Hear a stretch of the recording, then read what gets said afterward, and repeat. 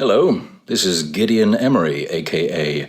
Balthier from Final Fantasy XII, telling you you're listening to the Raw Dogs podcast, which is part of the Greenlit Podcast Network.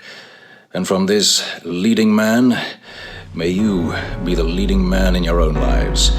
Tune in, enjoy, farewell.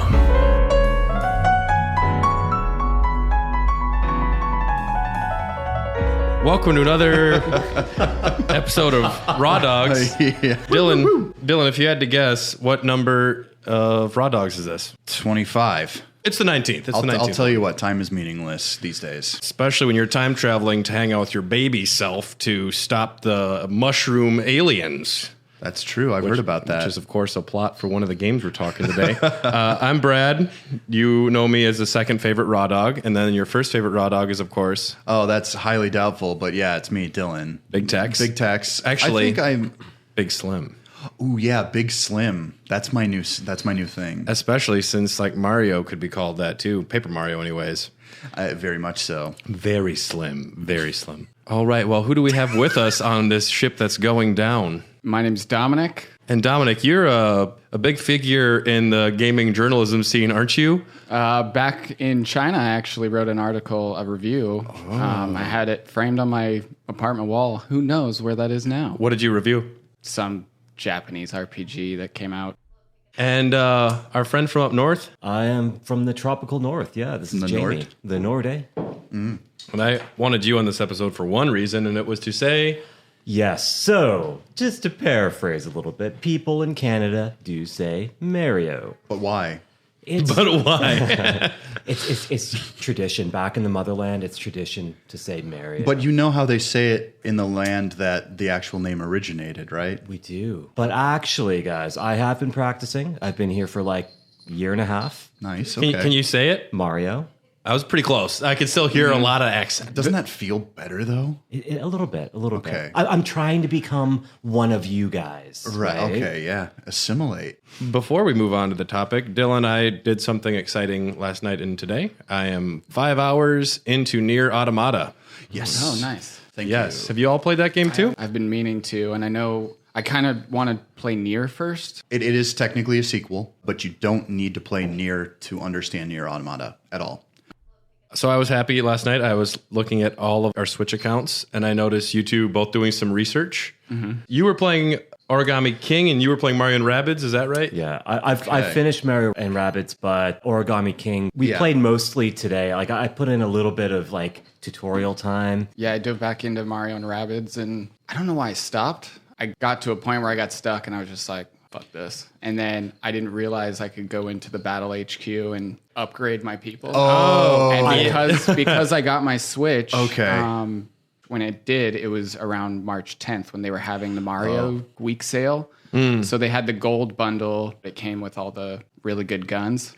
Dove in again and was like, oh, I could just upgrade all these people? Yeah. Some of those upgrades can really change the entire And game. it did, because the second I did it, I was like, I beat it first try. And I was Yeah, like, because playing the game, like once you get the hang of it, once you understand the mechanics and how to do it, it's actually not a hard game. It's still an enjoyable game. So the topic of the episode today, we're talking about Mario role-playing games.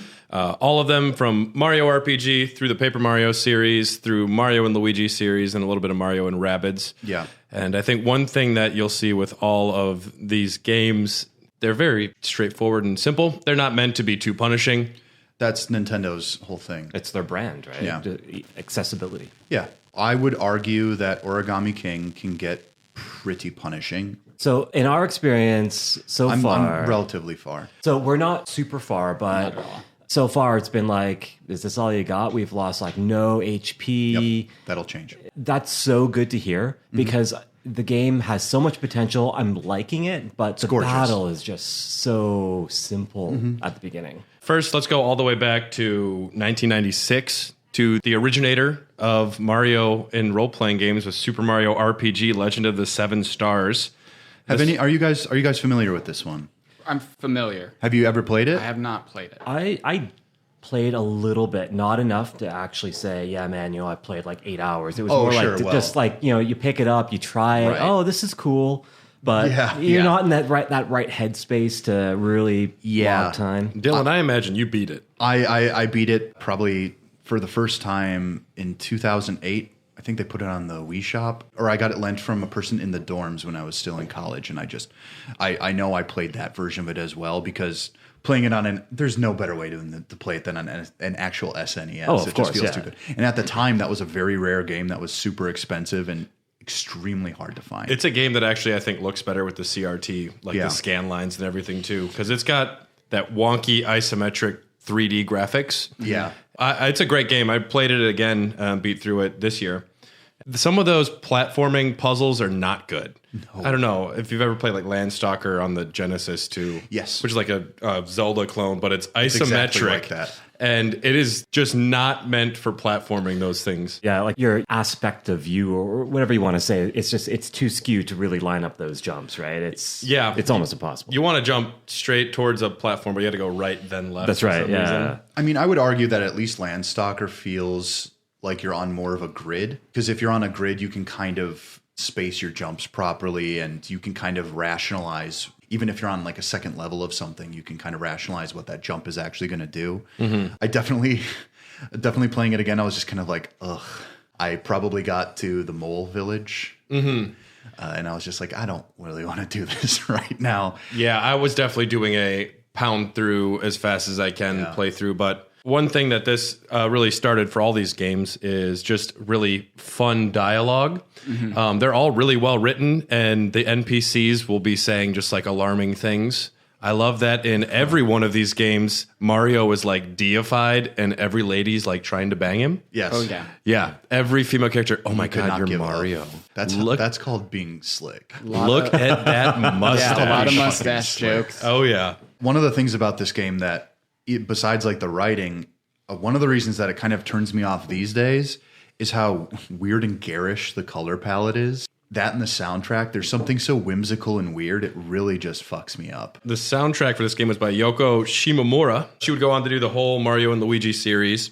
She did Street Fighter 2's soundtrack. And the design for this, so Squaresoft were the ones that wanted to make this game because they, for the lives of them, they couldn't figure out how to get role-playing games to America because we're all just running around, not wearing masks and not paying attention to good games. Mm-hmm. I'll sneeze wherever I want. Yeah, very, very topical. you. Very ahead of its time. Very ahead of its time. They wanted to get RPGs to America. We had to miss on a couple Final Fantasies, and then they dropped Mystic Quest over to us, which was the most dumbed down version of an adventure game, which is still fine for different reasons. Yeah. So they actually made the pitch to Nintendo that they should make an RPG with Mario. On the surface level, I wouldn't see that in my head as necessarily just, that's a great idea. So we live in an age right now where Mario can literally just do everything under the sun because it's just name brand recognition. But back then, this was even before the first Mario Party. So there wasn't this idea that Mario was kind of this placeholder for other ideas as a property. And now he can do literally everything. But so Squaresoft, they made a pitch to Miyamoto and they wanted to go heavy fantasy. Mm-hmm. And they showed him a picture of Mario riding a horse with a cape and a sword. Miyamoto just goes, that's not right. What's great is if you see that little hand drawing, it looks so wrong. So wrong. Yeah, it is disturbing. Yeah. The first thing I thought of when I saw that actual picture was, well, there obviously already is Link, and that's exactly what that is. So I'm sure in his mind, he was probably like, we've already got that, so what about a hammer? And let's go with that. It looks great. And it's one thing that these games do that's fun is they introduce a lot of new villains, which a lot of other Mario games do not do that. What, there's Wart? I know. I was so bummed. I forgot about him. Yeah, I know. They need to bring Wart back in something. I think that is a missed opportunity I think right it's now. a rights dispute. They got all the other Doki Doki characters now. Maybe no one's had the vision for it. Yeah. Well, after Mario Odyssey, the next thing to do is Super Mario Dreamland. I would say Super Mario Nightmare, but that would be too crazy. That's a bit much. No one would want that in the title. Yeah, Bowser's Nightmare could be the last stage or something like that. But where you go in the dream world, and then you can get real weird with stuff again. And you can even have Wart be the bad guy. But one thing that even Miyamoto, the reason that you didn't get a ton of RPGs that were based on the actual IPs in-house is because Miyamoto really doesn't care for RPGs all that much. He doesn't. There are a lot of things we truly missed out on just because Miyamoto's like, well, I don't like playing it. Why would a Westerner like playing this? So it's, we missed out on the first Mother game because of that. It's the reason we still haven't gotten Mother 3 here. Mario RPG, Squaresoft did quite a few things differently for the gameplay than they had done for prior things with the, what do they call it? The action command battle system. Yes. Because this must have been the last game they worked on before Chrono Trigger and 7, I want to say. Because this was after 6 that this came out. They were doing a lot of things differently. Another thing that's kind of different is they used very small numbers, which you kind of realize how unnecessary those big numbers are in a lot of RPGs, and it's a little more manageable for the younger gamer when you just see 4 HP and Mario will do 1 bump of damage every time. When it comes to the action commands, have you read about where that came from? So apparently it was this guy, growing up as a kid, he had this toy. It looked like a big laptop, he said. And it was all about hitting buttons to a certain rhythm. So it's almost like the very first Dance Dance Revolution almost. Sure. So in a development meeting, he just had that image of his favorite toy in his head. Yeah. He said, hey, how about hitting a button at a certain time to do more damage? And I think it really does a lot to keep the player engaged too. Oh, for sure, yeah. And there's different characters have different mechanics for how they'll attack too, which is kind of fun. Or you need different timing because Mallow will take like a wind up. They have different attacks, and they really get into that more in the later like Paper Mario games where you have to do completely different button presses and everything. Who's your favorite companion? Are you talking about who is the coolest companion or who is the best Who's your favorite? Gino. It is Gino. I mean, Mallow's fun. Okay, so the cast of characters that join your party, you have Princess Peach, who becomes your healer. You have Bowser, who's your tank. And then you also have Gino and Mallow. Mallow is the first character you get. He's a little cloud boy who thinks he's a frog. And when he cries, it just starts storming. It's very cute. And his grandpa's a frog, and you're like, you don't look like a frog, dude. And then later, it's really great when you get to the Nimbus Kingdom because he's actually Prince Mallow who went missing. Yeah. There's like the guy who makes a statue. He's like, "You're Mallow, you're the prince," and then Mallow goes, "What?"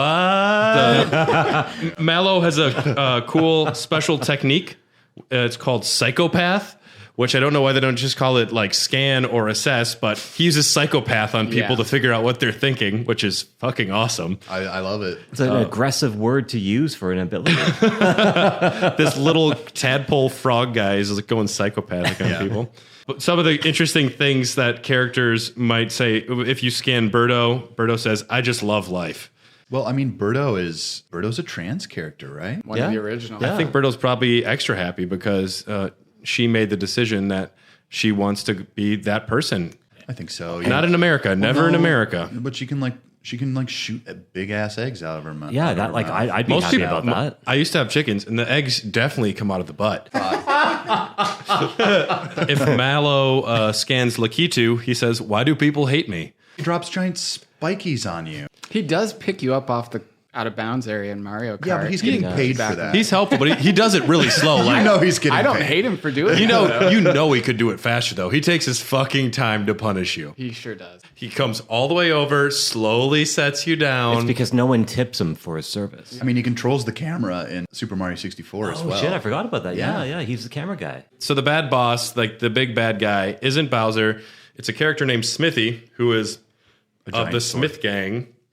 Naturally. Who's a blacksmith, and he just makes weapons, anthropomorphic weapons that want to conquer the planet, which is what all of these bosses are essentially. They're very one note. You don't actually see Smithy until the very end of the game, but the first bad guy you see is Exor, this giant sword that dropped from the sky through the castle. And when you're fighting Exor late in the game, one of the things he says is, "I am so utterly alone." Was someone having a bad day when they were translating? I know that they had a lot of references to Japanese anime and like comic books and TV shows over there that they didn't have the translations for over here. So things that would be catchphrases for certain characters just became, "Gotta mow the lawn soon." It's tricky. It's tricky for translation. It's just, even if you absorb any Japanese media, sometimes it just falls completely flat. There's no way around it. There's some other pretty cool bad guys in here too. There's Boshi. Boshi is a blue Yoshi with an attitude and the rival of Yoshi. Boshi is a loner and wears sunglasses and a spiked collar. It's very clever. Boshi sounds like a rebel without a cause. Dude, Boshi doesn't give a fuck. And Oh, man. Yeah, he's really fast. You have to race him in this game. Shit. I hate that racing minigame. It's not good at all. No, Is that the one with it's- the cookies? Yeah. Yeah. Oh, okay. Yeah. I keep seeing video after video of that. Yeah. 1 cookie, 2 cookie, 3 cookie, 4. Jonathan Jones is the most notorious pirate to ever roam the seas. Classic Nintendo name. Oh, he's great. He's a shark that you have to fight in his like ghost ship, and then you beat him. He's like, you know what, Mario, you're a cool guy, and then he backs you up on the next boss fight.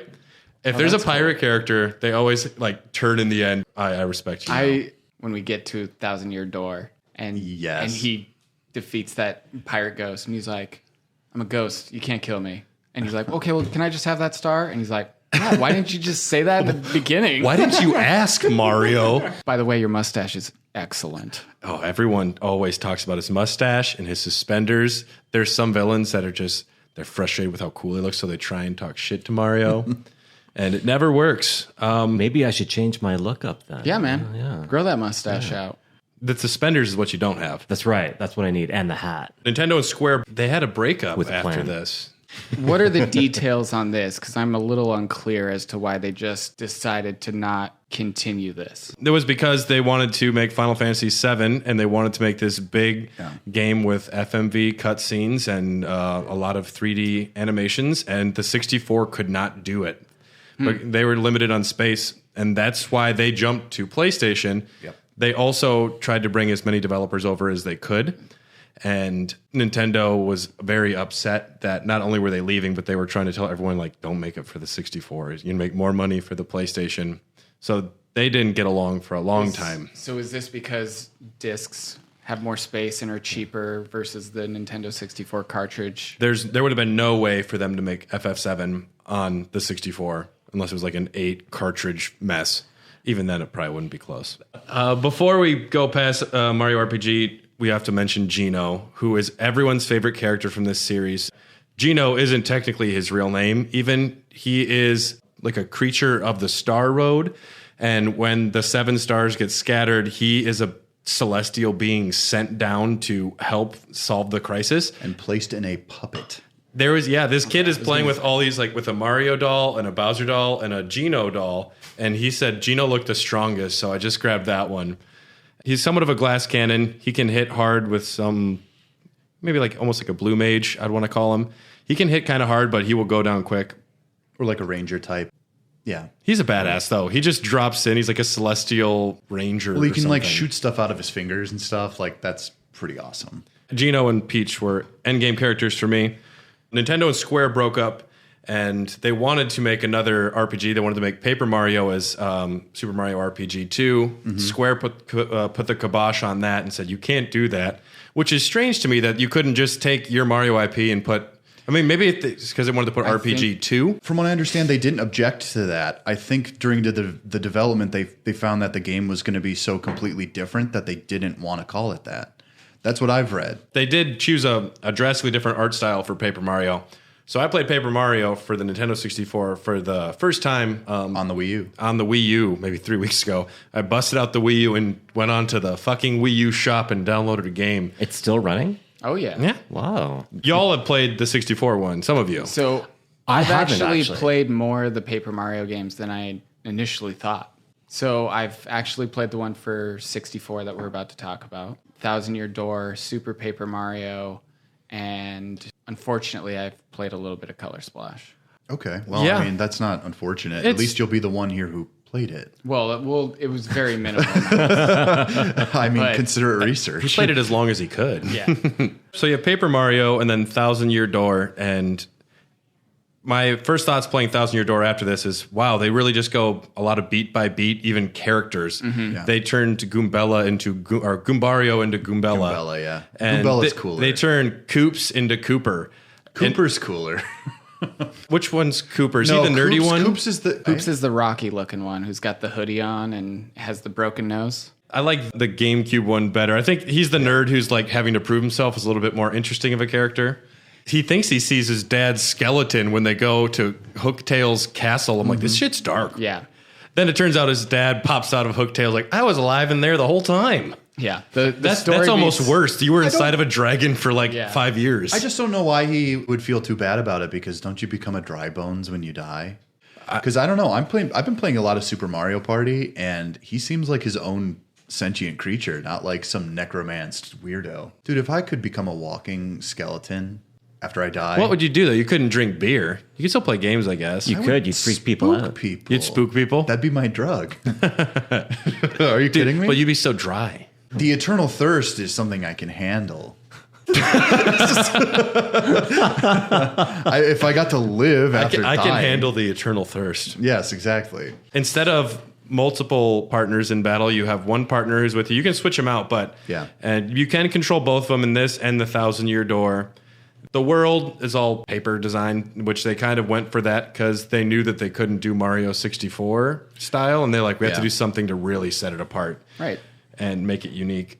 And it's gorgeous. It's still good looking. It's hard to deny when something has a really fantastic art style, like Wind Waker. Like if they had just done a Ocarina of Time, like another one of those, like it just wouldn't have looked anywhere near the same. I really appreciate the aesthetics in this one. I remember renting the first Paper Mario probably like 10 times and hoping that someone didn't delete my save every time I got it. That is such a risky maneuver. At that time, my mom didn't understand that she should have just bought me the fucking game. Did they only have one copy? They had 2 copies, but I wrote a little like I did a Sharpie little mark on the side. Scandalous. That's a big video game scandal right holy there. cow. Isn't it like $20 to rent a video game back in the day? Yeah, if you wanted it for 2 nights, it was like 6 or 7. The original Paper Mario, it's like a 20 to 30 hour experience, I want to say. Yeah. I would say that's pretty close. If you breeze through it, there are a lot of kind of fun little side quests, but it's more collection based than anything. I think more than Mario RPG, Paper Mario, I played through the first 5 or 6 hours, and eventually I was just like, this is brain dead easy. So And did you make it to the desert? No, I think that's the next section. That's where shit picks up. Oh, yeah. Even then, though, in all of these games, I'd have never felt threatened more than one time. There are some, especially the last boss where you fight Bowser, that is absolutely backbreakingly hard. And one of the things is because there's a lot of story stuff that happens within the battle. So if you lose, you're going to have to sit through all that shit again. Always offer skip. That should be rule number 1. But this was 2000, so what are you going to do? It was a different time back then. And these games all have very cute openings where it's always like Mario and Luigi just hanging out in their little home where they have a bunk bed together. Oh, we got the mail. Princess Peach wants us to go to her castle for a party. And then, of course, Bowser shows up with the Star Rod, not Kirby's Star Rod, but another Star Rod. And I guess a plot point of almost all of these is you're trying to collect an item so you can have the power to control wishes, is almost every Mario game. Or like our Mario RPG game. And I don't know, Bowser's wish is just like, I want to be powerful and to marry Peach, which he's a pretty classic villain. But Mario gets kicked down to the Goomba Village, which I love the fact that these games all have, which traditionally up until now, they're only villain characters. But it's interesting that now there's like, no, there's good Goombas too. I like that. I'm Goombario, and I'm your biggest fan, Mario. Exactly. Yeah, I got a hat. Do you see it? Got a mustache. Super cute stuff. I'm going to be honest with you. I'm playing through Origami King right now. One of the things that's really bothering me is that it's just fucking toads everywhere. Oh, yeah. I've heard Toad that. Yeah. here, toad there. I'm just like, can you give me like something else at all? Even at the beginning of the game. I feel like I'm getting close to about a third of the way through the game. You do get a pal who's a Bob-omb named Bob-omb. I hate that. Any name. Nope. Bob-omb. My name is human. It's like, fuck off. And I'm like, well, where are your people? Like, I understand in Toad Town that you're going to find toads. Sure. Yeah. But if you go to other locations, I'd like to. I mean, there are Koopas and stuff, but you don't see nearly as many of them. Yeah. Yeah, they definitely tell you that he kidnapped all the toads, but you don't realize how many toads are in the actual universe until you play Origami King. There was even a time where I was like, oh, there's a bug on this tree. I'm going to squish it with my hammer. And then it turned into a toad, and I was like, oh, that was a toad. That's cool, I guess. It's fun. And then after a while, I was like, oh, for whatever reason, this dinner plate Is a toad. Yep. Okay. All right. Or he was hiding underneath it. Yeah. When there's the cockroach killing sequence, you're going to go absolutely bonkers. My reasoning behind that, I'm assuming when you go into the battles and you're in that circular ring, There are then more on the after you outside. start smashing Yeah. them, they start showing up on the on the outside. And they offer you higher bonuses if you choose to hire the toads to help you. You can also unlock, the more you get, you can unlock things in a museum area that you get a little bit later. It works. What's cool about the Paper Mario series is that there's this concept that it's either like this gladiatorial match or a stage play. Yeah. Right. I think that's really cool. And it's kind of the same thing, really.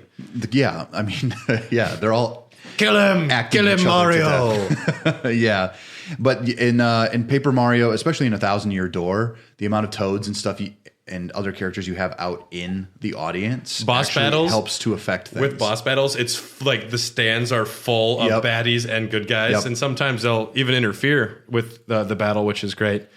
I like that these games don't have random battles either. You know, you see the guys coming, and then you even have a chance to prior attack them to get the preemptive attack, or they can get you first, which is kind of cool too. It keeps you engaged because I think if it was just slogging through dungeons, it really wouldn't work as a Mario game. But I'd hate random encounter. You know, there's puzzle aspects to the dungeons. You're exploring.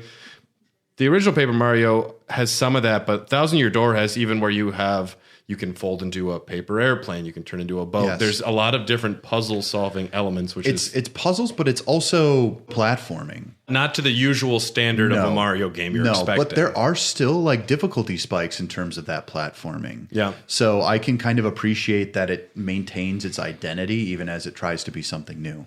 And I just wanted to read at the end of the game, if you explore your house, you find out that Luigi has made a secret basement, and he keeps his diary down there. Yeah. And so you can read Luigi's diary, and that's what it says. Isn't that where we all keep our diaries, though?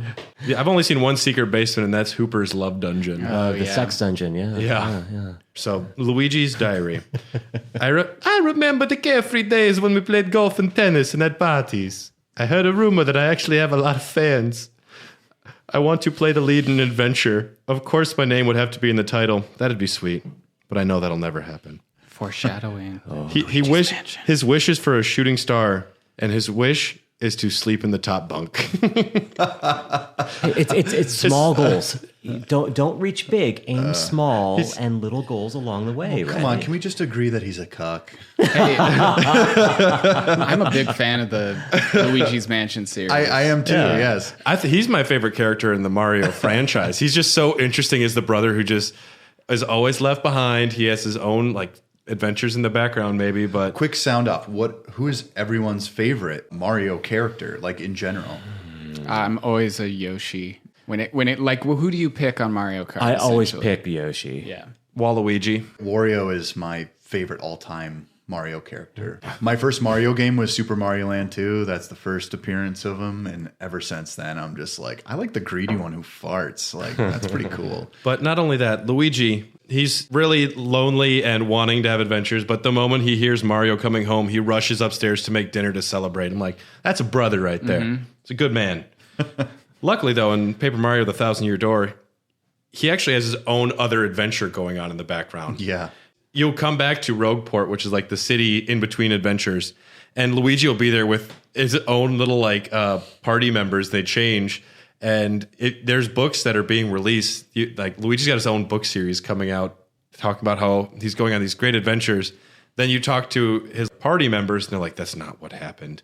At one point, he had to be in this stage production, almost like Final Fantasy VI. And the book says he played an earth spirit. If you actually talk to the lady who's with him, she's like, he played a leaf of grass. So he embellishes a little bit. Good on him. It's fine. It's super cute, though. I like Luigi a lot. 1,000 Year Door, I think that game was amazing. I've only played through maybe the first 10 hours, but having a really good time with 1,000 Year Door. Are you playing it on the Wii with an HD? No, I'm playing it on the GameCube with my the Eon HD HDMI adapter. I'm curious, how much did you pay for that adapter? $150. Plug and play. It's super slick. I know. I really want one. The fact that the GameCube can do progressive, and I think it's 480p is as big as it goes. Right, yeah. But it still looks good, right? It looks so much better. And even some games have widescreen that you can play with. So Monkey Ball looks fantastic on an HDMI, like big TV. Like I've been modding an original Xbox in the past few weeks, and I Yeah. have an HDMI connection. It looks good. The original Xbox is the closest thing to a PC. Oh at yeah, the it was time it was than a anything. it was a under TV PC. It's all Yeah, it was. exactly. That's what made it so good And and it was moddable. Microsoft. Yeah, and that's why it was so cheap to produce for them. Yeah. Anyone have any strong feelings about the 1,000-Year Door? It's the best one. For sure. Emotionally, the character development and everything. The writing. The writing, just when we go on to the next game, I was talking to Jamie about this earlier today, where some of the character development is better in this game within 5 minutes than the entirety of the next game that we're talking about, which is Super Paper Mario. That one's terrible. You talk to Goombella for 5 seconds, and she's like, "I'm a college girl. Go Goombas." I'm like, "I know who you are." Right. Perfect. Yeah. Yep. The one character we were talking about was the sea captain Babam. Love him. Bobbery. Right? He's my favorite character in Yes. this game. He, within 5 minutes, goes through that whole emotional story about how he left to go sail the seas and Lost his his wife love. died, and then you're like, holy crap. I don't want to reveal too much. They kind of reference him in Origami King. Oh, hell yes. Yeah. All right, that's fantastic. Yeah. Right, so then they You just go, made Dom's night. right? Okay, yeah, they reference. then they go, you go meet the bartender, he gives you the letter, and he Yeah. gives it to the bomb captain, and he's just like, my wife loved me, and you're sitting there just going, It's All a right. babam. this is, yeah, how am I so emotionally invested in this? Because they're real characters, and they're so well written Right. with just little bits of dialogue that you can just infer their entire story. The comedic timing of things just doesn't stop. In Paper Mario, in the first one, you land in Goomba Village, and what they do is they like to gatekeep you to go to this one area. There's a Goomba fixing a fence, and then you save the Grandpa Goomba, and then the guy's like, "It's done," and then this like bad guy comes and stomps the fence, and the character just says, "I just fixed that." I just fixed that. And it's not an exclamation point, it's just, "I just fixed that," period. I'm like, that's so good. That's terrible. Paper tear. Well, that's something funny. that's something that they bring more in the later games, Oh, yeah. because the first one they don't really play into like the paper Yeah. aspects, and by the time Origami King, the bad guys it's- are pencils and scissors. They're so layered in Origami King. It's not even funny. I'm happy that they're bringing story back into it, because Color Splash and Sticker Star, Well, it's they about- really got away from it. I'm going to say this. Origami King has a very straightforward, do the thing type of story. You'll go to this land, and then you'll go to this land, and then this land, and they'll all be kind of themed. A mountain, but it's got really cool, like, fall foliage. It's like Luigi's Mansion on Switch. Like each Yeah. level is a theme. Yeah. You know, it's kind of like that Well, it's the Nintendo lava, yeah. thing. It's their Lava, niche. snow. Yeah. It's interesting that these games, they're kind of geared towards earlier gamers, you want to say, because it's got a lot of that like baby's first RPG where the numbers are lower to an extent, but then they'll have just strangely adult concepts. Do you think it's because it's geared toward babies or because it's geared toward Americans? Americans?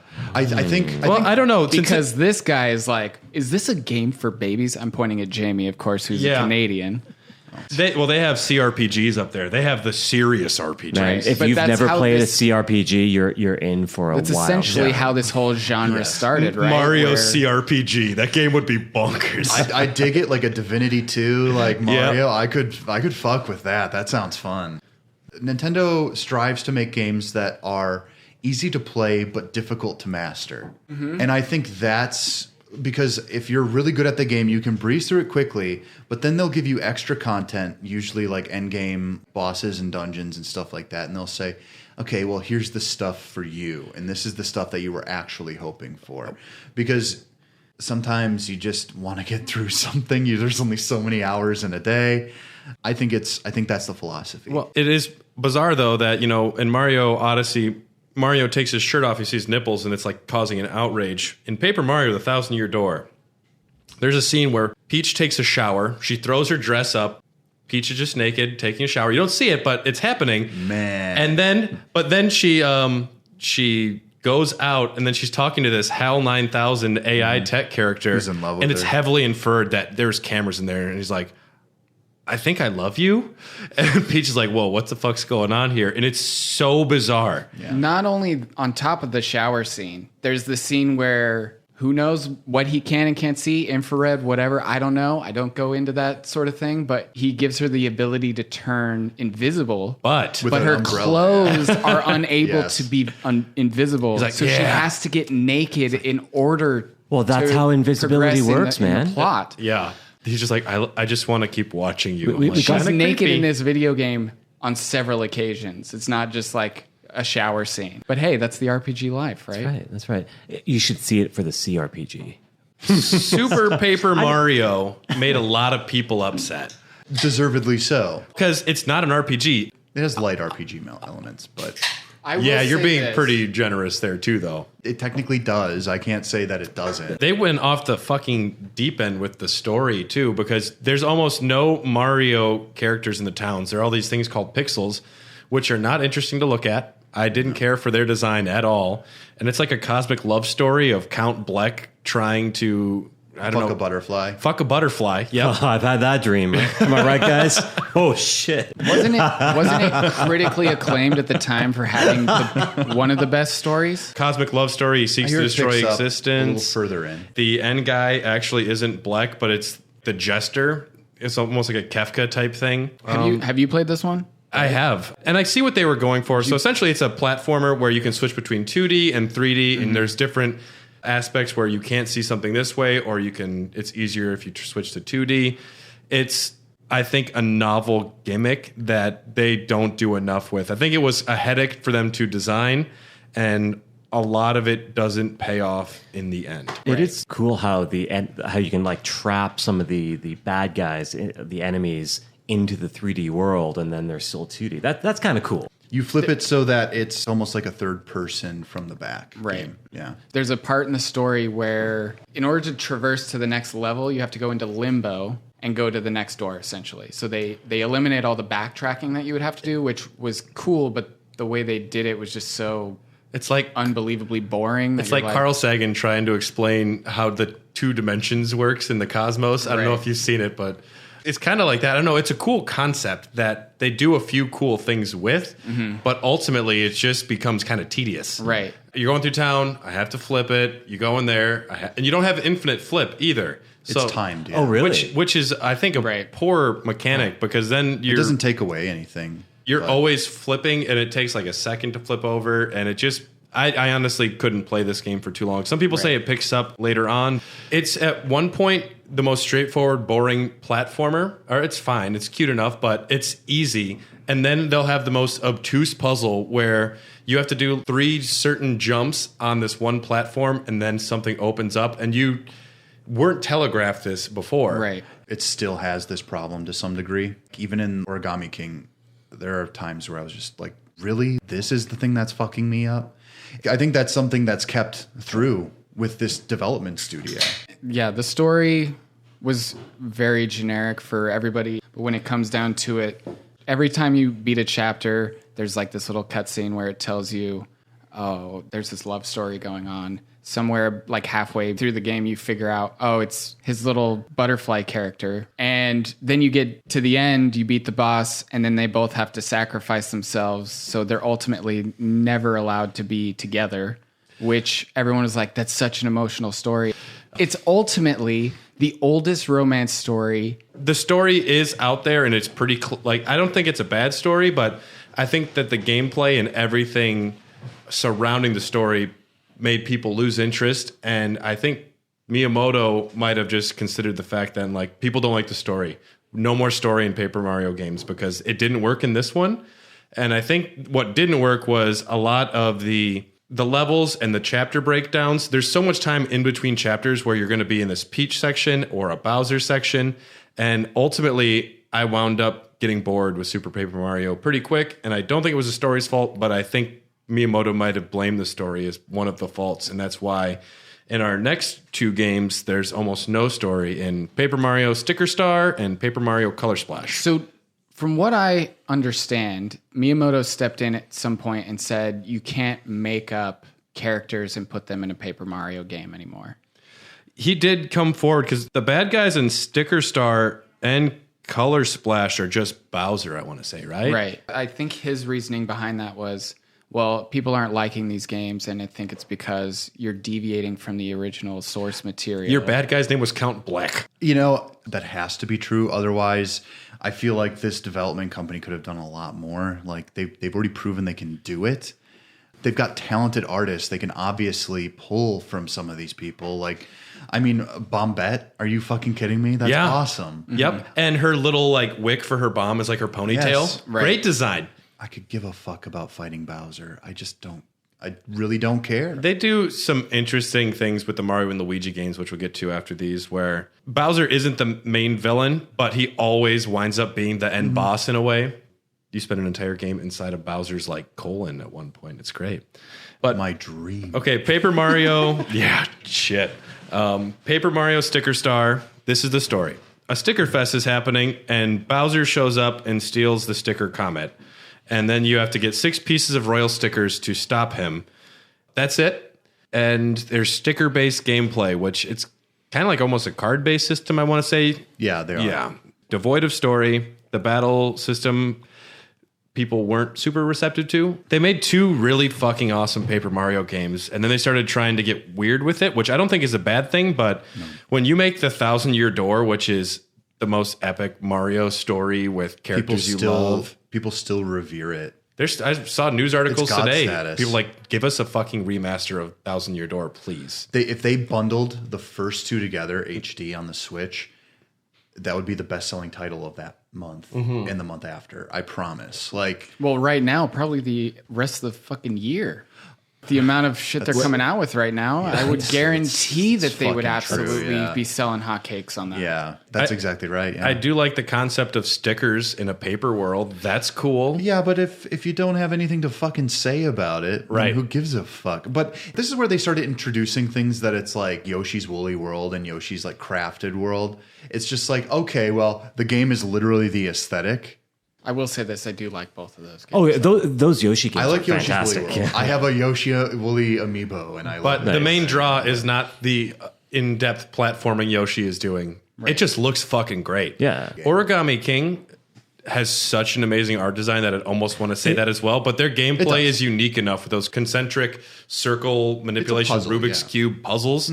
And the boss battle system in Origami King look amazing. I'm just so glad, Dylan, that you said it does get harder because Yeah. the circle system, the way it is, and within like the first, let's say, hour of the game, Yeah. is so fucking boring. It I was truly having a is. good time. And the only thing that's pulling the only thing that's pulling you through is literally the idea that there's somewhere new to explore and little secrets to delve into.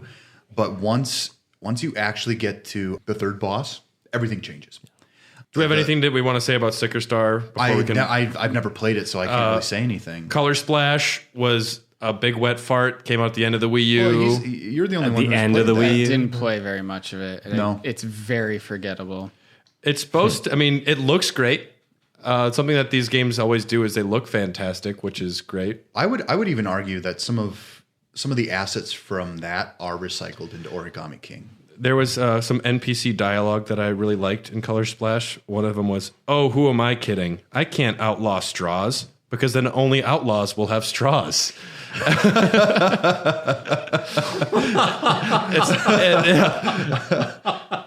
Who am I kidding? And it's getting back to the grander thing. If you make guns legal, then only the I bad was guys about have to say guns. again, is this a game for babies or Americans?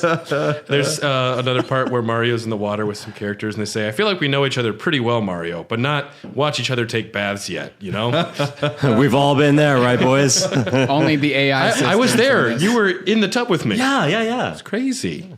What I heard the biggest problem is the Wii U screen. You actually have to choose the cards you want and then like choose the paint cans or something. Yeah. And it's like a long battle process where it's nothing fast, which a lot of these games are pretty simple too. Mm-hmm. You fight a Goomba. I just want to hit A and get the battle over with. Instead, you have to this, throw the cards up. Right. Jamie, Yeah. maybe you'd like Color Splash because it's not just here's a circle? ring, figure out the puzzle, even though we give you the solution at the beginning. I have new faith. You have to agree, Dom. So far, the circles are just so simple. Yeah. I very much wish that all of these games had a hard mode or Yes, a new game yes. plus even where there was legitimate strategy needed to do some of these things, which I know that Origami King does get there with at least the boss battles. Well, but the reality of Origami King, from my perspective at this point, either you're doing the puzzle perfectly or you're completely fucking up. in the boss battles, you're not in the center of the circle. You are on the outside trying to get your way closer. Okay, the boss battles, so I wish the entire game was boss battles. Okay. There are going to be battles that you get into where there is actually the potential that they could wipe you. Right, but my thing right now is it should have started out with 10 HP. But right now, I feel like I'm in a giant tutorial. We're going to hear from some of the other amazing shows from the Greenlit Podcast Network now and just have a quick break so we can grab some more beers. Hello, my name is Jonathan Dunn, and I'm inviting you to listen to Our 3 Cents, a weekly podcast where myself and two of my very best gaming chums are counting down our top 100 favourite video games of all time. For all the episodes and information, check out our website, www.our3cents.co.uk. Hey there, this is Jeremy Parrish, and if you're a fan of classic video game soundtracks, or if you just love 20-minute rock epics about war-ready armadillos that battle Catholicism, you should listen to Alexander's Ragtime Band. Join the power trio of myself, Elliot Long, and James Eldred each month as we talk about the most pretentious music of all, progressive rock, right here on the Greenlit Podcast Network. And we're back! Real talk, how many episodes of the Dogcast or Raw Dogs have you guys listened to? Mortal Kombat last night. You listened to Mortal Kombat? Yeah. What'd you think? There were some really good tidbits you guys had in there. I'm a big Mortal Kombat fan. The Patreon one, you'll want to listen to that. Just find us on patreon.com if you want to hear all of the juicy stuff for the second part. Patreon. That's interesting, Brad. Where can I find that again? On Patreon.com. Oh, nice. So the Origami King, one thing that it does that's a little weird to me is there's no experience points. Right, and that's okay. So I think that's a major problem. When we dive into Mario and Luigi, they do that very well. Yes.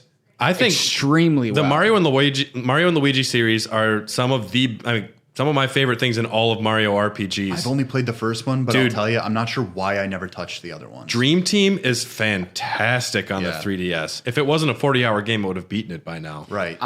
So this is one series that I've always wanted to play, but it's that thing of RP, I don't want to put that time in, but I really should. The biggest what am I spending my money on type of thing at the same time. Yeah. The biggest problem for the Mario and Luigi series is the name. Did you know in Australia, it's called, you know how it's called like Superstar Saga? It's called like Superstar Saga Bros, Dream Team Bros. Yeah, which is odd. Like, it's really like just the naming convention. And Bowser's Inside Story in Europe, it's Voyage to the Center of Bowser, which is such a better title. That is so much better. That makes so much more sense, too. You're not actually getting the inside scoop of Bowser. No. You're just exploring his rectum. They must have... So it's American censorship again, right? No, I think it's American focus testing. All right. Okay, yeah. Getting back to American censorship, we forgot to mention this for Thousand Year Door. The character of Vivian, every translation except the English one, Vivian is a transgender woman. Yes, dude. They took it out. And the Italian even has dialogue stating, "I'm proud that I became a woman." And Americans like, no. Can't have that. Can't have none of that. But we're allowed to have Birdo. But Birdo isn't explicitly stated. What's cool about the Mario and Luigi games, so after Super Mario RPG, Chihiro Fujioka and Yoshihiko Miyakara, those two worked on the original Super Nintendo game with Square. They broke off and made their own company after that.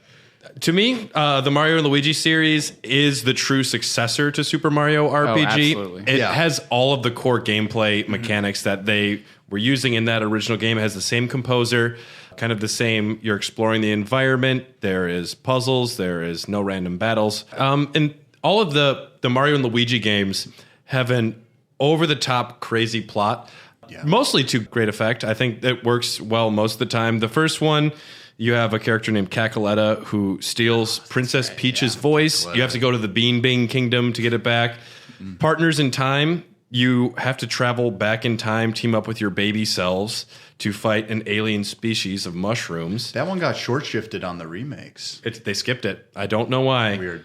Bowser's Inside Story, you're going into fucking Bowser's body and like manipulating him on the outside. Are we just going to blast through these? I'm just briefly mentioning the kind of the plots. Dream Team, you actually are going into Luigi's dreams, which fuck yeah, dude. There's some good stuff there. And then Paper Jam, they just kind of got desperate. Yeah, they fucked. Well, I mean, they allowed too much of the Paper Mario formula at the time to weasel its way in. So when it comes to these games, what would be the biggest draw, like in your guys' opinion? It's an action RPG at its core. A lot of it is timing. It's almost like they achieve more of this almost like platforming element to it, because there is a way to play through this entire game without taking a single hit. They took the action battle command system where you are hitting A when you're attacking, or B, which now if you're Luigi, you have to hit the other button. Yeah. But also in the battle, every enemy has multiple different attacks that you can dodge either with your jump or your hammer. So you have to be using all the buttons, because Mario and Luigi control differently. You don't know which enemy might go to which guy.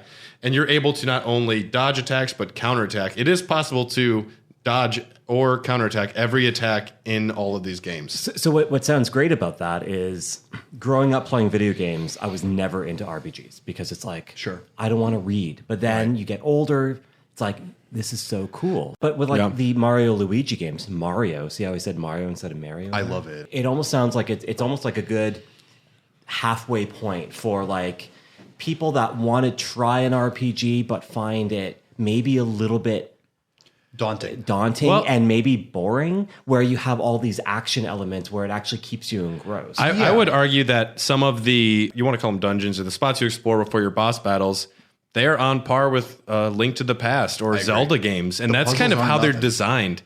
And there's different ways that you interact with Mario and Luigi or with the babies, where you have different moves that you can do, where you have to you can hit Mario with a hammer and shrink him, and then he can go under small spots. You can team up together and do long jumps. With this cool spin move. It's really rad, actually. Honestly, Dream Team is my favorite out of all of these Mario RPG games. See, I never played the other ones. I only played the first one. The other ones were on the exclusively on the DS, pretty much. I know that a lot of people have Superstar Saga as their favorite, and I think it's just because that's nostalgic or whatever it may be. But it might also be the best one because it's up there on my list. But for me, it's personally Bowser's Inside Story. From a design element too, speaking as someone who went to school for it and all this other stuff, the design focus they had, the way that they drew Mario and Luigi and the world around them, it's so great, was completely different than anything you've ever seen before. It's it's truly the DreamWorks of Mario games. If Nintendo's actually Pixar,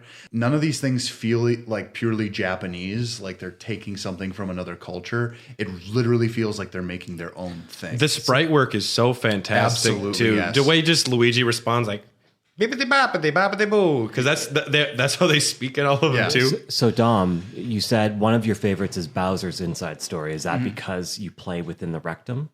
Well, that's that's obviously the top reason. Okay, but no, it's because you pulverize his kidney stones, dude. you really do. For whatever reason, I was having a good time having that back and forth, because while you're playing it, for those of you who haven't played it, you have Bowser. He's the actual main character of this game, and you can flip-flop on the screens between Bowser's story and Mario and Luigi, who are helping him throughout the entire game. But then there's also this great hardware mechanic where you get to a boss and the DS tells you to flip it on its side so that you're essentially playing as Godzilla in this it's very cool. Epic boss battle fight. I know Jamie hates this mechanic of the DS where you have to blow into it. But for whatever reason, when you blow into a microphone and Bowser starts breathing fire, something in my childhood brain was going, fuck yeah. Dude. I will say this about Dreamland, because they take that concept, Dream Team, yep, and keep doing that.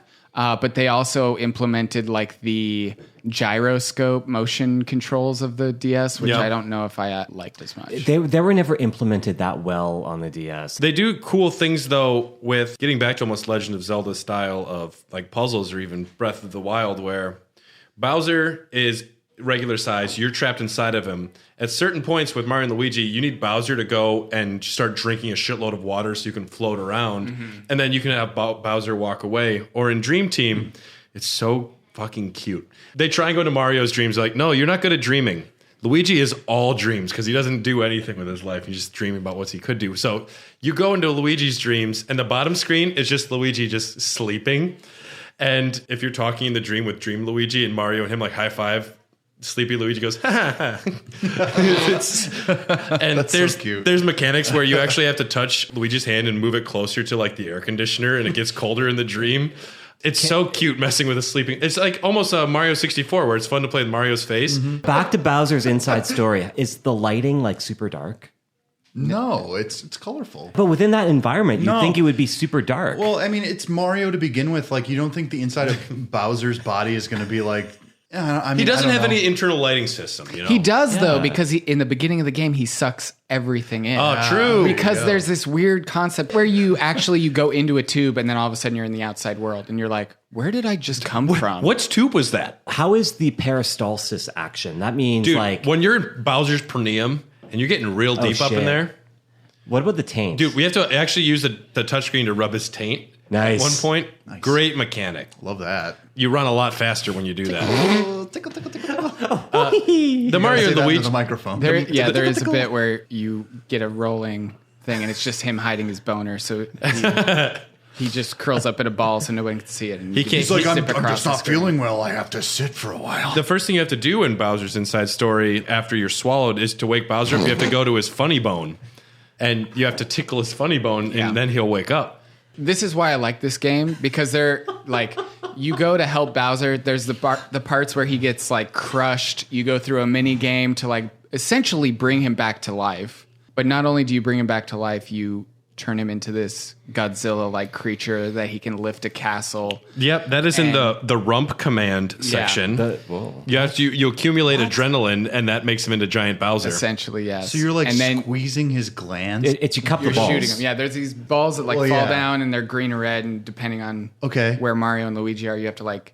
It's like a. Oh, I might have to play this shit. It's good. It's fantastic. Is this really on DS good. or 3DS? 3DS. 3DS. Well, so there's one on the DS, and then there's a remake on the 3DS. I'm gonna play it because squeezing glands. That's my jam, boys. When Your I was paper first playing it, and it says tilt and of course I'm left-handed, so it says tilt it this way, so I can still use the stylus and everything. Yeah.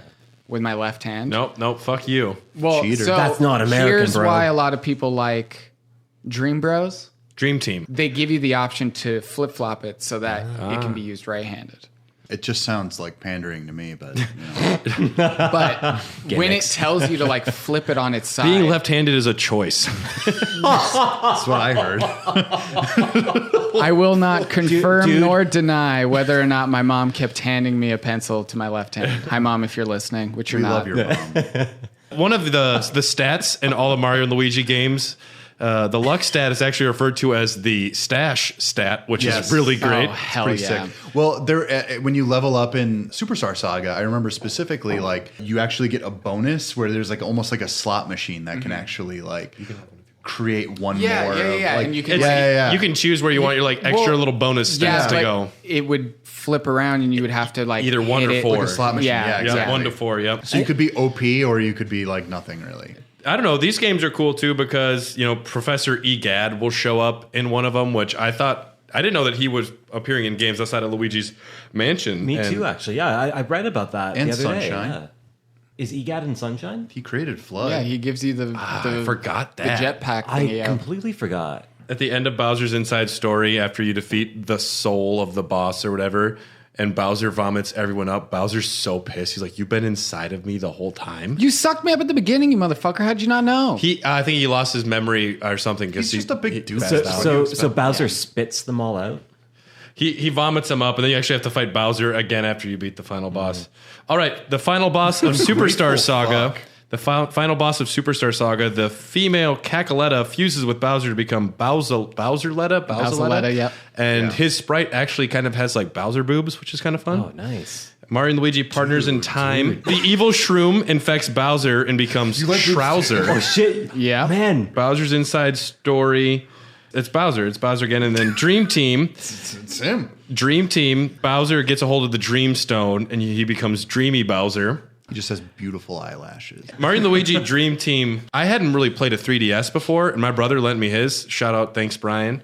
Dream Team's amazing. Like the 3D effects and the way that the bad guys, before they would be interacting with your character, sometimes they'll run way like down a hallway and then they'll be just like rolling towards you and you have to dodge them. Yeah. It's fascinating how they work the 3D effects into the gameplay. And then when you enter the dream world, it's just like stars and crazy colors and this great music. I'm still of the mind that if they had done what they did with the 3DS XL in the new 3DS XL, where it actually face tracks you a little bit and lets you see the actual 3D the way it's meant to be seen without having to stare directly at it. Yeah. That system would have been so much better, and the games they could have made could have been so much trippier. So did you try the face tracking 3D? I owned a Nintendo 3DS XL until I sold it to pay for a car repair. Okay. so like I still have like 2 at home for some reason, and it is a great system. wonderful. So, and actually one of the games that I wanted to try was Dream Team. It's only $20 to download now in the store. The other ones are still pretty expensive. You could get it for cheaper probably at a GameStop. You have to wear a mask. The last game that Alpha Dream made before bankruptcy, well, the last new one that wasn't a remake was Mario and Luigi Paper Jam. When they merged Paper Mario into the Mario and Luigi series. If you want to get into the lore, Luigi knocks a book over, which was the Paper Mario book, which it's kind of even in I don't like that implication. Well, even in Thousand Year Door, it starts off with you opening a book like this is the story of Paper Mario. I dig that, at least. There's still, Never-ending story. There's still an audience in that one, right? In Thousand Year Door? Thousand Year Door, there's definitely more of is. an audience. Yeah, because like the villains are literally scooping them up and eating them. It's the readers to of the regain, books. right? But when you look at it that way, great. It's a screenplay at that point, I guess. Yeah. And I don't know, the story for Paper Jam is a bunch of nonsense where Paper Bowser and other Bowser team up to kidnap Peach and Paper Peach. The final boss is Paper Bowser and his army of paper people all fold together to create paper armor for Bowser. He becomes Shiny Robo Bowser. It's a layered game. Yeah. With such high concepts. A lot of angles. many angles. This game people weren't crazy about. It has some like paper mache battle mechanics, which is kind of like what they have in Origami King to an extent. Are we talking about Origami King now? Oh shit, man! I played that game. don't think anyone has. After Paper Jam and after they did the remakes, Alpha Dream did go bankrupt, so there are no Mario and Luigi games slated to be coming out. They did get a new copyright slightly earlier this year, but we haven't heard any rumblings. So, well, we have Mario and Rabbids or Origami King. Let's do Mario and Rabbids because I think do we that, can yeah. bang that out super quick. I fucking love think Mario and all of us have Rabbids. It's played so that. good. I woke up in the middle of the night last night. Like 2:00 in the morning, I woke up and I was like, I can't go back to sleep. And I just played this game until my battery ran out. I'm going to say it. I fucking hate Rabbids. So They're I not was- offensive in this game to me. They're not offensive in this game. They're almost minions, but they work in this game for me. From a standpoint of literally when there was the pitch, they probably had to go to Shigeru Miyamoto and they had to say, well, what's our most cartoony thing we have? It's got to exist with them if it's going to be this. Like, we have to be repping Ubisoft at the same time as Nintendo. And I feel like until this came out, I had seen neither hair nor hide of the Rabbids since the Wii days when they had that mini game series. I was surprised when I went that on. was it. I went on the Wikipedia and there's a fair amount of Rabbids games, but they're more geared towards the Rayman fans or children. Yeah. Because they're minions. They have their own show where they get into mischief. Although, like Rabid Peach always busting out her phone and taking selfies. That was funny to me every time. I think the Rabid versions of characters worked pretty well. I actually really liked it too. They back away from the really annoying stuff and they make them part of the background. Like, if you want to look like, oh, those Rabbids are in a giant toilet, they might need a plunger. And that's just all you get. And otherwise, it's just strategic battling, and it's really well designed. So I've played Tactics and Final Fantasy Tactics and that whole series, and then like Tactics Ogre. Yeah, this isn't even in that style though. No, this is very much This is more. like XCOM. It's movement based in a really big Yeah. way, because you can, if you know what you're doing, you can move around the entire map very quickly. Dom and I were talking about this earlier. It's almost like it's a combination, kind of RPG, kind of tower-based defense, kind of duck and cover gameplay. It's like an amalgamation of a lot of different types of games. I think they did a really good job, other than the fact that the difficulty aspect of it kind of plateaued to the point of, like I said earlier on, once you knew what teammates what team to have and Yeah. what guns to use, Yeah. every battle became fairly easy to complete. Did you do the challenges, the challenge mode, or the ultimate challenge mode? Not the ultimate best. challenge mode. Because I 100%ed this and the DLC for the Donkey Kong Okay. Adventure.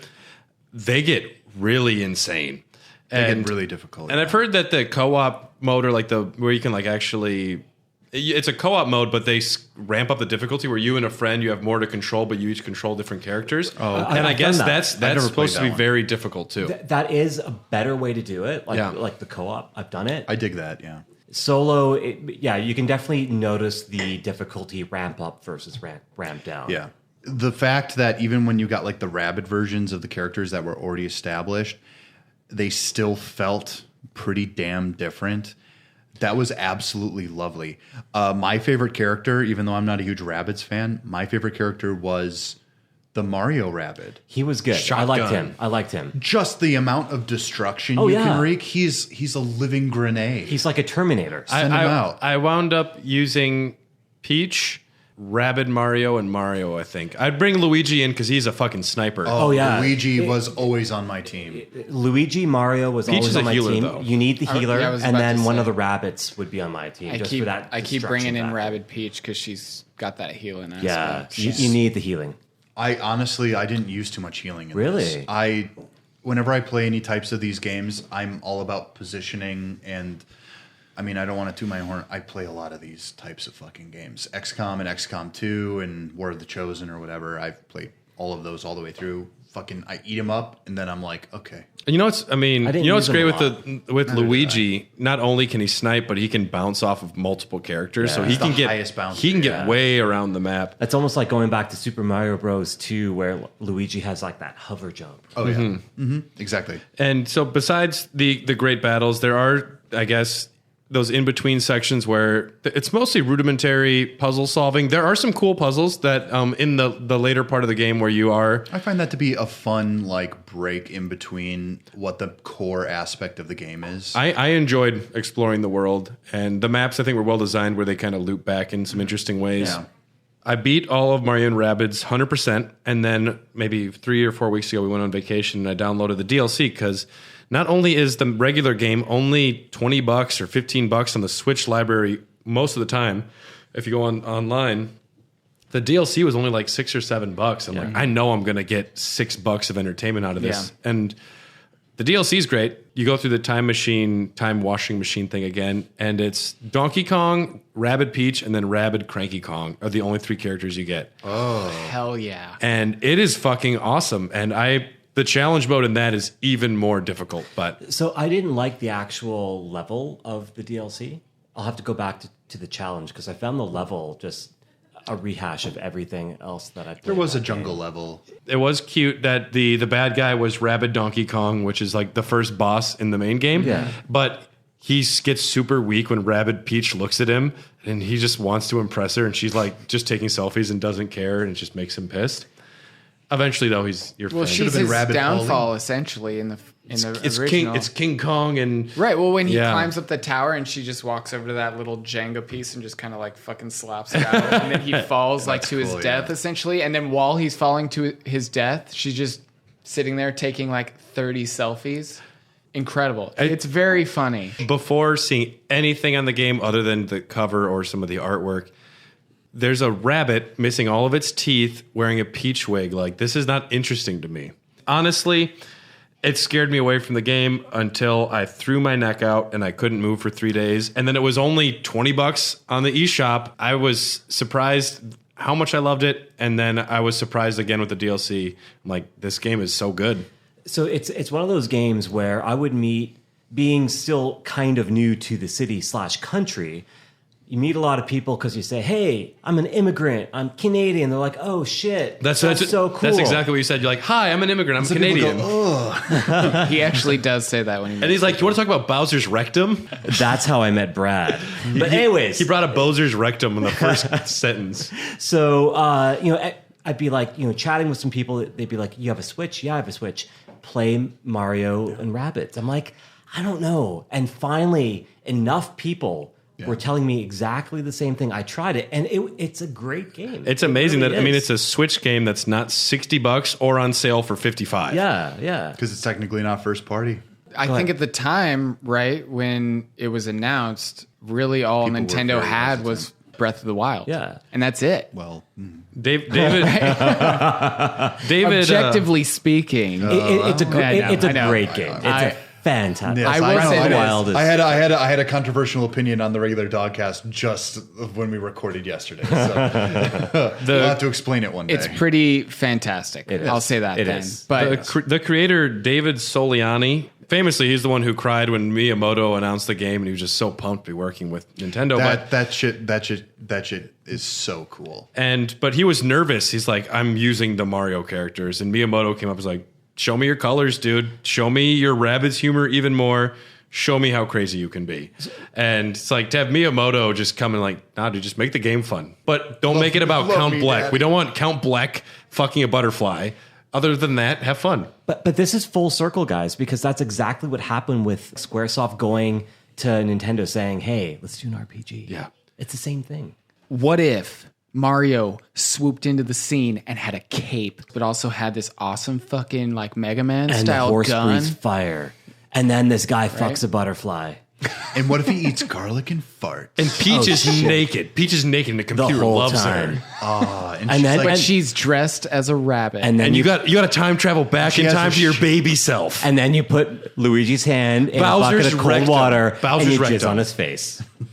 I think we just full circled that. circled Speaking of this full whole bitch. circle, should we dive into Origami King? Yes, wow. let's do it. Let's do okay, it. that's perfect. I mean, you guys have played a bit of it, and you've kind of told me what your first impressions are. How far have you gotten? There's no spoilers. In terms I'd say At it's this like point, an hour and a half, 2 uh, hours. Which I love the fact that the first scene you see them in is in a Mario Kart, a Luigi Kart, technically. Luigi's But But Dom, you brought up a really But good point. it's- Is it a combustion engine? Because that would burn. They talk about Yoshi power instead of horsepower later in the game. Do they? Like this Oh, card okay, has see, there you 150 go. Yoshi power, which There I'm you like, go. very cute. maybe it's Dun, dun.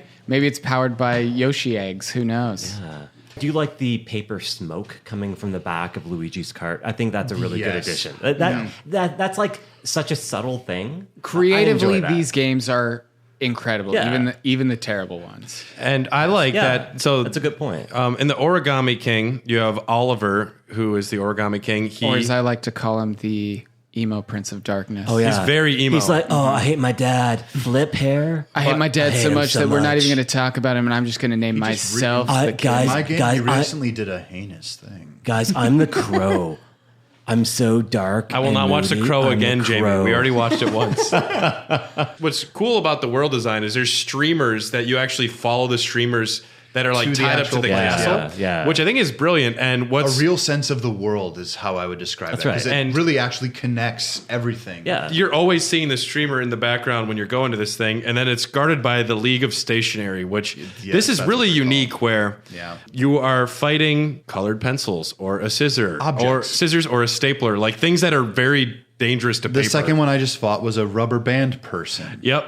And it's really unique. Then you also have the Velementals, and it's really cool They're game summons. design. It's almost like an RPG office yeah, space. essentially, Yeah. yeah. Which Yeah. which that's not a new thing for the Paper Mario world, because No. I know they had them in, I think, Sticker Star, if not Those if are not Color like, Splash. Those are special stickers called things, which you could like go and get Yeah. a fan. Yeah. But they were single use, so if you used it, you had to go all the way back to this other part of So the if world. there was to a get boss another battle one. that you needed it for, you had to trek all the way back to get another one so that you could use it within that boss battle if you kept Classic fucking up. Nintendo. And I like that Origami King. So I watched the battle with the first Elemental, and you're actually using the controller, like you reach out and you'll grab him.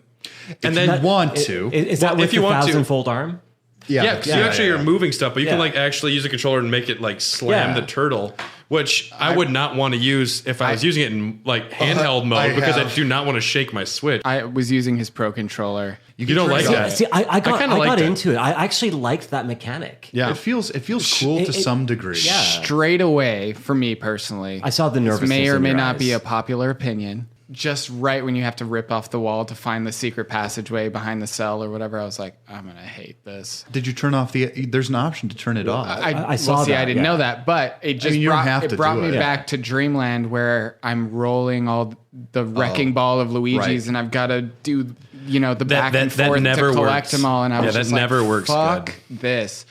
During the rubber band boss battle, you're supposed to pull rubber back all the bands. rubber bands, and then you release to actually like make it feel like you pulled. That's tight. And That's then it tight. like hits them for a certain amount of damage. If it's when it's used in a subtle way and it's Yes. not It's not integral to constant. all Yeah. of the gameplay. It's not constant. It's like Mario Galaxy. Like just using it to like Yes, point at exactly. stars Yeah, is yeah. fine. That's Yeah. great. I know where you're getting at, Dom, with like overuse of it, but I didn't mind it, but I can see how it can get really annoying because it's not super intuitive. I would say they never cross the line though Yeah. with it. I feel like there are some puzzles you will end up using it for. However, for the most part, this is just another way for them to kind of break up the action, which is honestly like they keep showing you new shiny toys is how I would describe Origami King. And if they give you enough shiny toys, you're always going to be invested, even if some of the other aspects are weaker, especially like random battles. It's part of the layers of the game. Exactly. Which I will skip every random battle if there's no experience points. The money actually means something later. There are going to be boss battles where if you press the start or the plus button, you can hold it to extend time, but it will literally be like you have to like the number of those coins go up. So if you're really stuck on something, you just have to pay to keep it going. They actually make the coins worth something. To your point, like the coins have to be worth something because to the point where Dom and I are on the game, coins mean zilch. It's like going back to the very first. Just being in the first hour. Right now, the only use for the coins are paying the toads to cheer you on and to strip. Literally throw tomatoes. Well, they have at the fucking enemy, which is great. I think that's fantastic. It is fun, yeah. For what I can say, there are items that you're going to get in the game. They are usable items, and you can equip them in basically a line. All you have to do is move them up into a slot, and those items over time will break. So there is item durability in this game. That's good to hear. What I wish all of these games did, I wish there was a hard mode or more limit. Like with this circle puzzle thing, make the time that you have to do stuff extremely small. Yeah. And so you're like almost are panicking to get things as good as you can, and you never have enough time. I don't know. I wish I felt more of a challenge across the board on almost all of these. Play with this guy, Jamie, because every time I'm in that circle, he's like 20 seconds, 10 seconds, 5 seconds. you're gonna fuck and it I'm up. going, that doesn't even make any sense. That hasn't been 3 seconds. Yeah. But So you have I'm to either- sitting there panicking, and I don't know if he's doing this to me because I have 50 hit points at this point. I'm doing it And 'cause I'm a dick. Even though, well, yeah, but even though I have 50 hit points, he can do that and freak me out, and I'll fuck up a puzzle. And then it'll be like, well, you've got another turn, so you might as well just go ahead and just knock him out now. What a coincidence. You have 3 turns this round. Which is why we were worried about you. So that's the whole thing. If you can solve the puzzle, which it does get harder, if you solve it correctly and you have the right items on you, you can wipe them all out in one turn. Yeah. And if you do it wrong, you can really fuck up. And that's where I actually think the beauty of this comes in, because there's going to be a point where you're just like, well, fuck it, I got it kind of close. And then you have to deal with getting hit. And then afterwards, you have to heal yourself. And the boss battle system is just so amazing. It's and punishing. It's punishing, and it's different because almost every review said the game is easy. And then you get to the boss battles, and they're going to take a while for you to figure out what you're doing and like get your strategies together. The rubber band one I did at some point. I'm just like, well, now I understand what. Here's the thing they don't do. They don't explain it very well. They want you to figure it out. However, if it's this punishing, they're not giving you a lot of like leeway for the first few turns. They're not letting you learn what exactly this boss does to the map. It's Shadow of the Colossus. After you've beaten those bosses and you go back into them and you know what to do. My first playthrough, I never died in Shadow of the Colossus. Oh, I did. But even then, when you know so much. when you It's such a good know game. specifically what you're doing, you can just run up to the boss and do it first try. The issue isn't that if you know what's going on, you can do it. It's you can't learn by observing. You can't watch what the enemy does and kind of get the idea. Like the third boss in Shadow of Colossus, it's this guy with this giant sword and he smashes it down near you. Very and then giant you climb, sword. And you climb up that to get to the top of him. But I mean, if you hold back and kind of tease the boss a Yeah. little, you can kind of see what they're trying to do. Whereas in this one, it's so trial and error that I think it actually doesn't achieve what it's meant to. Let's bring it home. Any final thoughts on Mario RPGs? What are some of your favorite games? We'll start with you, Jamie. Well, so far I'm enjoying Origami King.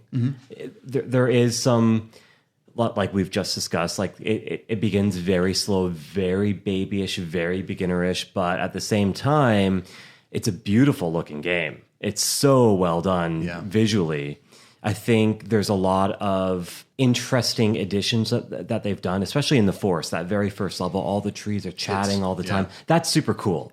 And then the big musical scene, that's pretty dope right there. There's a lot more of those. Yeah, Yes. I saw Okay, I saw a good, 'cause review and When I was telling him about all the old Paper Mario games, I was like, they're all plays. And like to the point where, like I said earlier, the villains are literally scooping up the audience to eat them as health. Has at any point while you were playing it, have they panned out and has there been an audience? There hasn't yet from what I've played, but there is at the very beginning you play that like crowd. memory game and there are people like, oh, you got it. The more toads you find, the bigger your crowd. Right, gets. exactly. Yeah. So, but before that, even there are people clapping and cheering you on, and I'm like, is this is there a play? Is this It's an more audience? like I would say it's more of a sport. And I keep then- saying it's like gladiatorial. Last night, him and his wife were playing it, and today when we played it together, he goes, "This is where it gets really weird, and I don't know what's going on."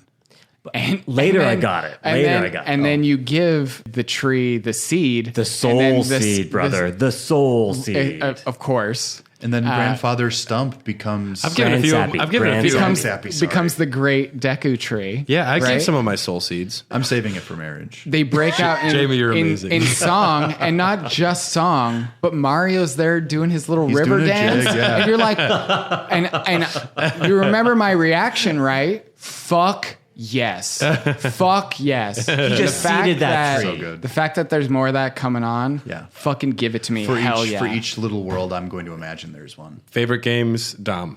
First two Paper Marios for sure.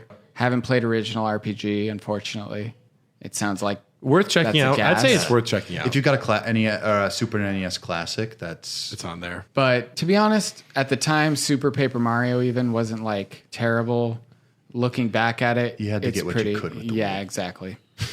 All of the Mario Luigi games, Yeah. if you haven't played them, give them a crack because they're in their own special ways. Like the fact that, Superstar Saga is just a good game in general. Yeah. The next one, the Brothers in Time, Yeah. is just the way that they implement all the characters and the different moves that they can do and can't do. With their babies. Exactly. With their like future past selves. It's Incredible. Yeah, those games are great. My personal favorite of all those, obviously Bowser's Inside Story. If you haven't played it, Paper Jam, just don't. Don't play it. And then Rabbids. I was going to say mention Rabbids because I forgot to mention. We all Rabbids. love. It's We so all good. are It's- big fans of yeah. Rabbids. we can all say we it's- like Rabbit. Even if you don't like the Rayman universe, you can really gel with that game. Everybody loves as Rayman. just like a turn your brain off and shoot some fucking rabbits. Dylan, yourself? I'll say Paper Mario, the first two. I have a soft spot for the first one, even on the N64. Then Superstar Saga. I thought that one was really fun. I'm not sure why I never played the other ones. I just, I was in college. I had 2 jobs. It's whatever. And then I really do like Mario and Rabbids Kingdom Battle. The first Super Mario RPG, I think, for these days, I think you had to. I think it was of its time. I think it is a nostalgic factor because I do have warm fuzzies thinking about Mario RPG. yeah. The gameplay is still fun and it's unique that it is a Squaresoft game and they're experimenting with some of their things that they would implement more in some of the later Right. video games that they worked on. But RPG might be a nostalgic factor. But you're so you're saying the two Paper Marios. I love a good idea that the first time you try it just feels new and refreshing. And so maybe this is the nostalgic part of me talking, because obviously they must have built upon these things. I just think Paper Mario Thousand Year Door perfected what Paper Mario did. And I think that Superstar Saga is just so itself that it's hard to deny. And I think it encapsulates itself very well. And I'm in agreement. I think Thousand Year Door is maybe the pinnacle. I mean, it's the pinnacle of the Paper Mario series. Oh, absolutely. And all of the Mario and Luigi games through Dream Team. I'm not warm on Paper Jam, but all the other ones, they're incredibly unique, weird stories with fun gameplay and interesting level design. I would recommend any of those. Extremely positive on Mario and Rabbids as well. Mario is a strange RPG character. Don't give him a sword, give him a hammer. But I think we all agree that these games are unique and fun and worth checking out. And Origami King, beautiful game, looks great. I think that the battle system has a lot going on there that they could expand on. What it is truly unique, though. That's right. There's not another game that is doing battles like that. That's right. And a major shout out to Intelligent Systems and Nintendo for innovating Absolutely. all through the years. I think they've taken a lot of criticism to heart, and I still think they're trying to achieve their own vision. Which I appreciate. Which I will say this about the ring battle system right now. It's over quick. So even if you get locked into a battle, you're like, what? Yeah. It'll take The 30, fun- it'll take 30 seconds for me to get out of It was like my first time in Bowser's Rectum. It was over quick. And then it gets longer. If our You'll get used to it. If our fans That's the other side. wanted to find you guys, would you want them to? How would they find you if you wanted them to? It is impossible for me.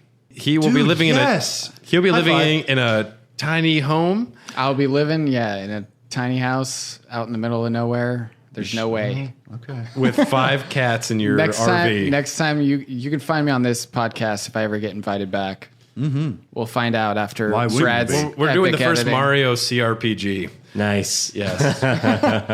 We'll pitch the worst It's just weirdest Peach and worst naked Mario the games. entire time inside of Bowser's Rectum. And speaking of Peach naked and Bowser's Rectum, Jamie, can they find you anywhere? Not really. I do have an Instagram for my dogs. Yeah, plug that shit because it's Actually, I don't know. really Maybe you good. don't want these opinions associated with Maybe your you dog's probably Instagram. No, hell, It's a mystery. Maybe next time. Next time. We're Raw Dogs. You can find us on Twitter at Hot Dog Cast. We're on Facebook and Instagram at Hair the Dog Cast. Patreon, a lot of exciting tiers, some exclusive episodes right now. If you want the second part of Mortal Kombat, that's the only place to get it. There's exclusive videos on there as well. You get access to all of our podcasts early. If you start paying us too, you get to suggest an episode, and we'll fucking do it. I really don't care what it is. For $10, we'll talk about anything, and I'll do research, and then we'll talk about Bowser's Rectum the whole time. Probably. Tight. what if Mario swooped into the scene and had a cape, donning a horse, but also had this awesome fucking like Mega Man And the style horse gun? breathes fire. And then this guy fucks a butterfly. And what if he eats garlic and farts? And Peach is shit. naked. Peach is naked, and the computer whole loves time. her. and And she's then- like, But she's dressed as a rabbit. And then And you got to time travel back She in has time a to your sh- baby self. and then you put Luigi's hand in Bowser's a bucket of cold rectum. water Bowser's and you jizz rectum. on his face.